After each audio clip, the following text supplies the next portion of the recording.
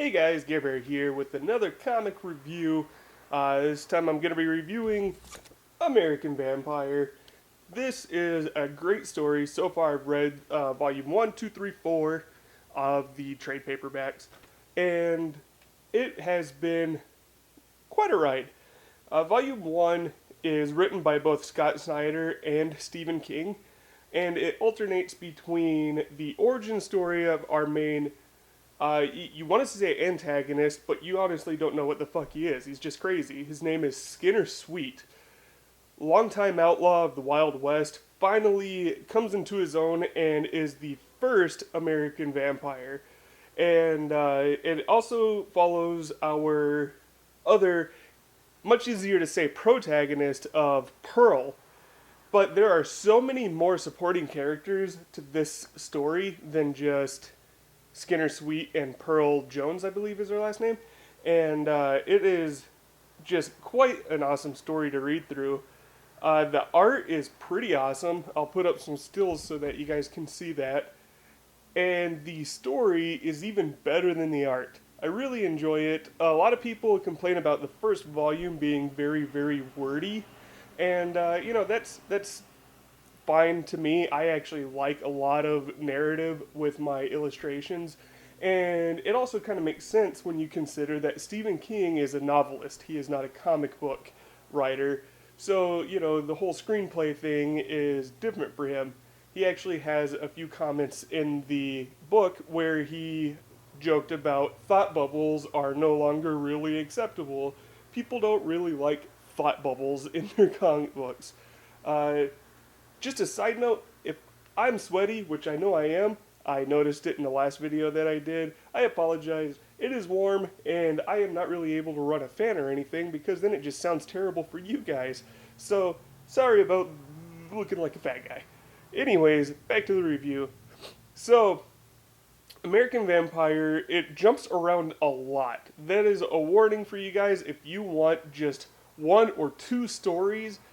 You're not going to find it in American Vampire. While they all do tend to lead to an apex back to our main characters, usually they are very sporadic. They follow a wide variety of characters, huge variety of time periods, and a lot of different subject matter. So keep that in mind when you're reading through American Vampire.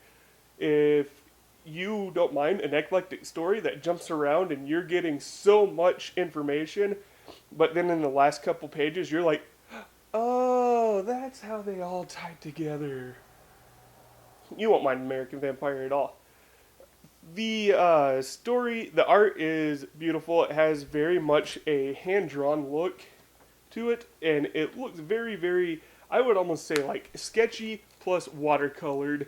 And I don't mean sketchy as in, that is one shady book, but I mean sketchy as in hand drawn and then almost like watercolored, which I really enjoyed. It reminds me a lot of like the how a lot of other Scott Snyder stuff is illustrated, but I definitely recommend this book. I can't wait to read Volume 5, and I hope this is a comic that ends because I don't want it to drag on until I'm tired of it.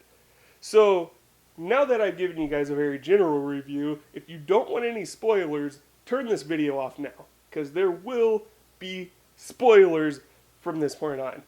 So, you have that warning. If you watch past this, it's your own damn fault. What I really like about American Vampire is this idea that each new culture is represented a different way by the vampire virus. And we are actually, I actually just read this yesterday, which I'm really happy because it kind of makes it so I can spoil this even more. This is from volume 4. If you're not to that point yet, stop watching.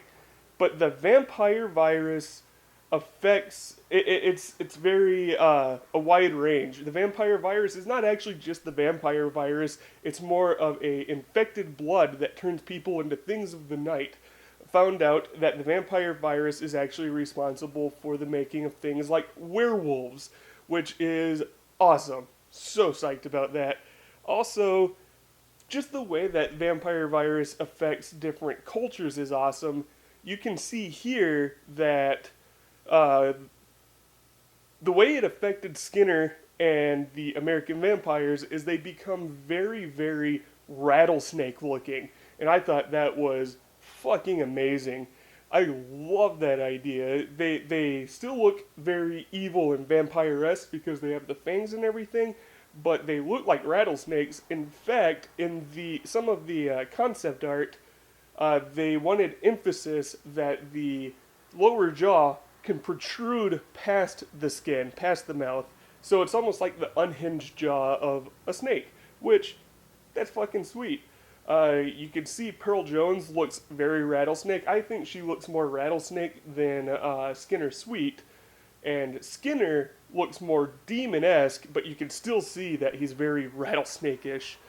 It was just, it was awesome. It makes you wonder how it's going to affect each different culture and person and stuff like that. So it really keeps you interested in the other countries and stuff that might be involved in this book.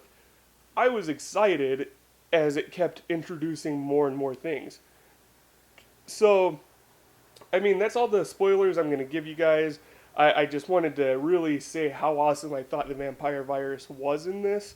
And if you guys have read up to where I have, please let me know your thoughts. Let's talk this out. Be sure to put spoiler and then a shitload of spaces so people aren't spoiled in the comments when they are looking through anything that they might want to not see.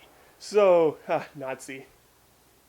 Anyways, thanks for watching, guys, and check out my next videos. You guys rock.